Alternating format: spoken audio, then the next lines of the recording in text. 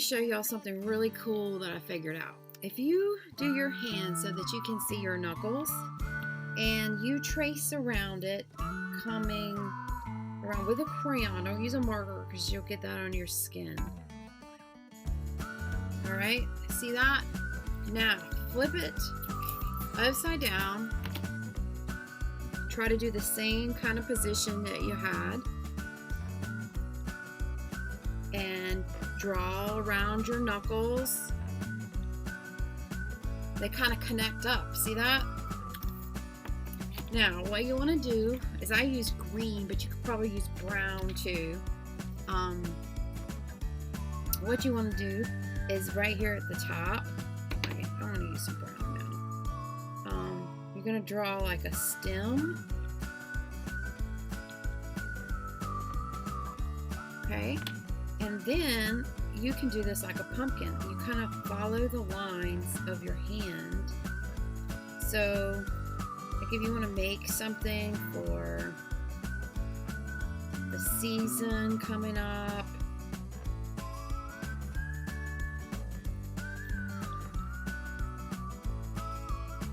that didn't quite perfectly go. So, you can adjust it a little bit. So there's one. I think I'm going to do another one here. Let me try this one with the brown. Now I'm going to flip it around. This one's going to be kind of, the brown one's going to be behind the green one, so I might not trace this side because I want it to overlap. Trace around the knuckles.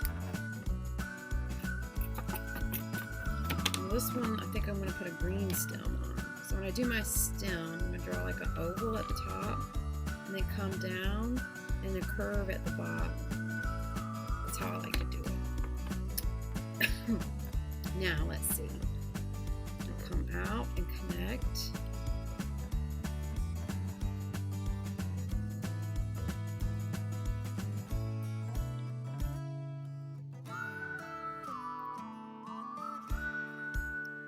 Connecting my lines.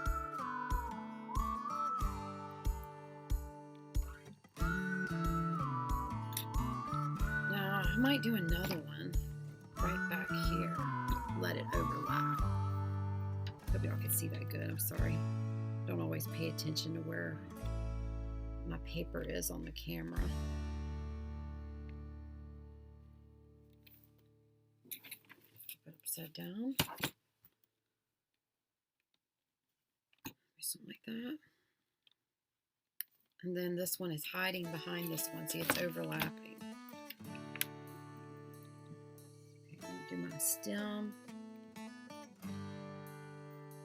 Curve at the bottom. Let's see.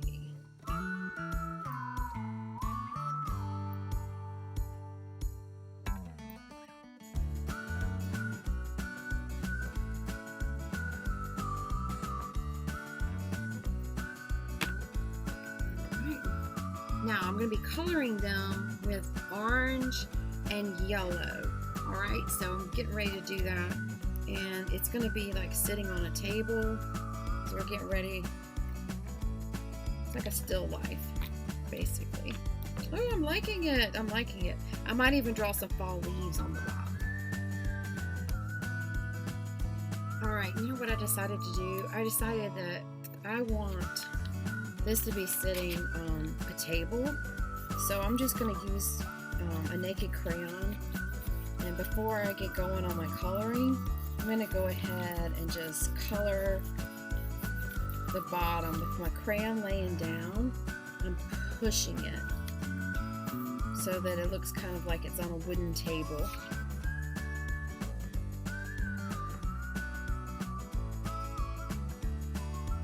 I'm going to get my darker orange and my red here, if I can find my most popular red, and then maybe some yellow orange here, and I'm going to start putting some of my darker colors in.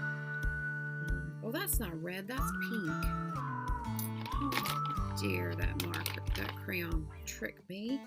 Okay, I want red.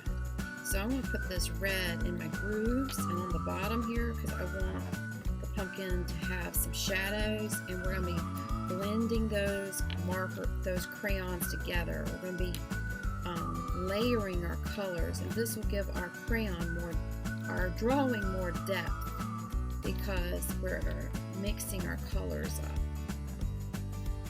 And these grooves are where the shadows are on our pumpkins.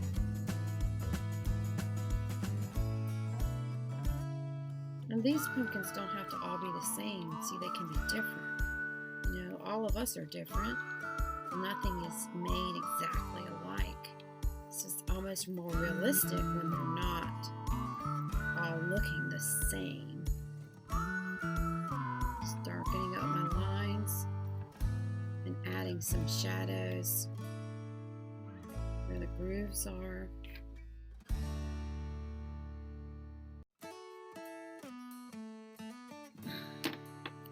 Now I can come in with my lighter orange and maybe a little yellow. Let me get a little yellow going here in the puffy areas so I don't forget and color them. These are the areas that stick out a little bit.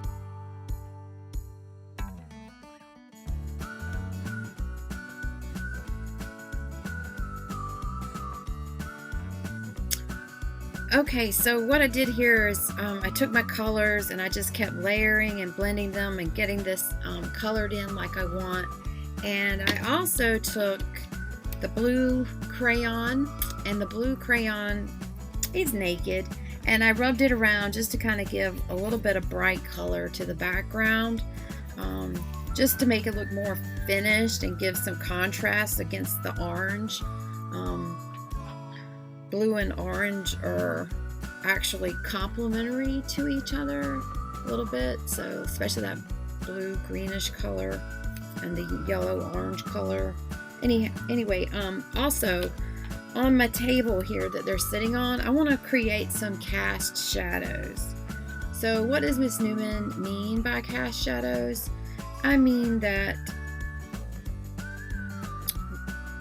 when the light hits the pumpkins, let's say the light's coming from over in this direction, it's coming from here, and it's going to create a shadow on the ground. So what I'm going to do is kind of mark off like where my pumpkin is maybe having a shadow, and I'm going to make this area a little darker with my crayon so that it actually looks like a 3D form, and it has height, width, and depth, and is like an illusion. It's making it look more realistic because now we have the shadow that our pumpkin is creating here, you know.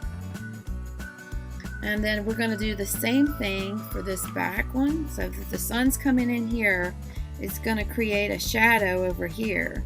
Maybe this pumpkin's a little taller than the other pumpkin.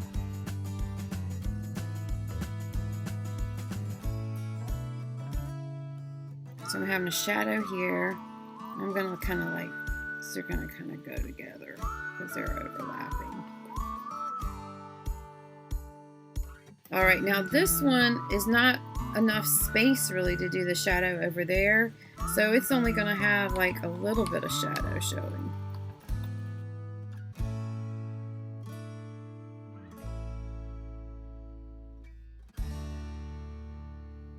All right, to finish this off, I ended up adding a little bit of gray and brown to the wood of the table to make it look like wood grain, and I signed my name. You always want to sign your artwork.